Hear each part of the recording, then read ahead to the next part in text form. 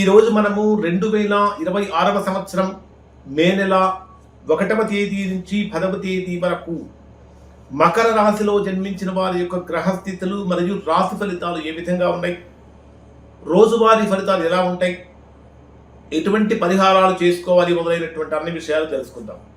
ప్రధానంగా మకర రాశి రాశ్యాధిపతి అయినటువంటి శని రాశికి తృతీయ స్థానంలో కుజుడితో కలిసి సంచరిస్తున్నాడు. సహజంగా కుజ శని గ్రహాల యొక్క కలయిక అనేటటువంటిది ఒక రకమైనటువంటి గ్రహ యుద్ధానికి కారణమవుతుంది. అంటే ఈ మకర రాశి వారికి 1వ తేదీ నుంచి 10వ తేదీ వరకు శని ప్రభావం ఎలా ఉంటుంది, మీ కష్టానికి తగినటువంటి ఫలితాన్ని పొందుతారా, మరి చంద్రుడి యొక్క సంచారం ఏ విధంగా ఉంటుంది, అంటే ఇది మకర రాశి వారికి అదృష్టంతో కూడినటువంటిదా లేదా ఒక సవాలుగా ఉంటుందా అసలు అనేటటువంటి విషయాలు మొత్తం తెలుసుకుందాం.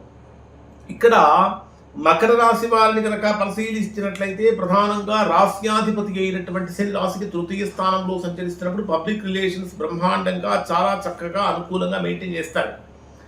దూరం అయిపోయిన వాళ్ళందరూ దగ్గర కావడానికి ప్రయత్నిస్తారు, కానీ కొన్ని చిన్న చిన్న అపార్థాలతో మరలా దగ్గరైనటువంటి వ్యక్తులు కూడా దూరం అయ్యే అవకాశం అనేది ఇక్కడ జాతకం ప్రకారం కనిపిస్తూ ఉన్నది.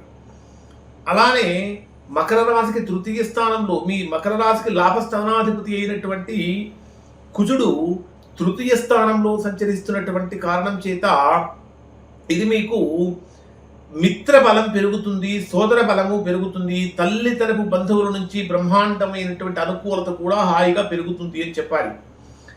తృతీయ స్థానంలో కుజుడు, తృతీయ స్థానం అంటేనే పరాక్రమానికి సంబంధించినటువంటి విక్రమ స్థానం అంటాం. ఎప్పుడైతే తృతీయ స్థానంలో కుజుడి యొక్క సంచారం అనేటటువంటి జరుగుతూ ఉంటుందో దాని వలన మనకు చాలా సాహసోపేతమైనటువంటి నిర్ణయాలు తీసుకోవటం, తద్వారా గొప్ప ఫలితాన్ని కూడా పొందుతారు. అన్నింటికంటే ప్రధానంగా చతుర్థ స్థానంలో సంచరించేటటువంటి రవి బుధ గ్రహాల యొక్క కలయిక ఇది చాలా బ్రహ్మాండమైనటువంటి అనుకూలమైనటువంటి ఆనందాన్ని కలిగిస్తుంది అని చెప్పాలి. ఎందుకంటే ఆ చతుర్థ స్థానంలో రవి బుధ గ్రహాల యొక్క కలయికను బుధాదిత్య యోగం అంటారు. అంటే విద్యార్థులుగా ఉన్నటువంటి వారు చాలా ఉత్తమమైనటువంటి ఫలితాలు పొందుతారు. గృహయోగం కోసం ప్రయత్నిస్తున్నటువంటి వారికి ఆ గృహయోగం కూడా కలుగుతుంది. ఇంకా చెప్పాలంటే రియల్ ఎస్టేట్ రంగంలో ఉన్న వారికి అనుకూలంగా మారుతుంది. ఎవరైతే ప్రభుత్వపరమైనటువంటి పనుల కోసం చాలా కాలం నుంచి ఎదురు చూస్తూ లేదా ఆ పని కావడం కోసం ప్రయత్నిస్తూ ఉన్నారో అటువంటి వారికి ఆ పనులన్నీ కూడా చక్కగా వెంటనే శీఘ్రంగా పూర్తయ్యే అవకాశం కూడా కనిపిస్తూ ఉంది.